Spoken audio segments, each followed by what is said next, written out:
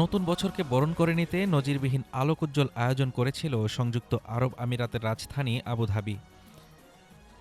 আল ওয়াথবা এলাকায় অনুষ্ঠিত শেখ জায়েদ ফেস্টিভ্যালে হাজারো মানুষের ঢল নামে। ফুটেজে দেখা যায় দর্শকের ঠাসা উৎসব প্রাঙ্গণ, আকাশ জুড়ে চোখ ধাঁধানো আতশবাজি, লাইট শো আর সমন্বিত ড্রোন পারফরমেন্সের রূপ নেয় এক অভূতপূর্ব দৃশ্যে। ড্রোন শোতে তুলে ধরা হয় সংযুক্ত আরব আমিরাতের প্রয়াত প্রতিষ্ঠাতা রাষ্ট্রপতি শেখ জায়েদ বিন সুলতান আল নাহিয়ান এবং বর্তমান রাষ্ট্রপতি শেখ মোহাম্মদ বিন জায়েদ আল নাহিয়ানের প্রতিচ্ছবি, যা দর্শকদের মধ্যে ব্যাপক আবেগের সৃষ্টি করে। আয়োজনে ছিল টানা ৬২ মিনিটের আতশবাজি প্রদর্শনী, যার মাধ্যমে ৫টি গিনেস ওয়ার্ল্ড রেকর্ড ভাঙার লক্ষ্য নির্ধারণ করা হয়।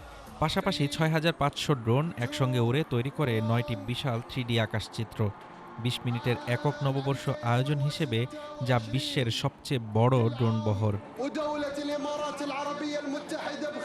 এদিকে গ্লোবাল সাউথ সহ বিশ্বের বিভিন্ন দেশ ২০২৬ সালকে স্বাগত জানাচ্ছে আতশবাজি, কনসার্ট ও নানা বর্ণিল আয়োজনে। বিশেষ করে ব্রিক্সভুক্ত দেশগুলো চীন, রাশিয়া, ব্রাজিল ও সংযুক্ত আরব আমিরাত নববর্ষ উদযাপনে বিশেষ গুরুত্ব পাচ্ছে। ২০২৫ সালে ব্রিক্স জোট আরও শক্তিশালী হয়েছে। Belarus, Bolivia, Cuba, Kazakhstan, Malaysia, Thailand, Uganda, Uzbekistan, Nigeria ও ভিয়েতনাম, এই 10টি দেশ অংশীদার হিসেবে যুক্ত হয়েছে।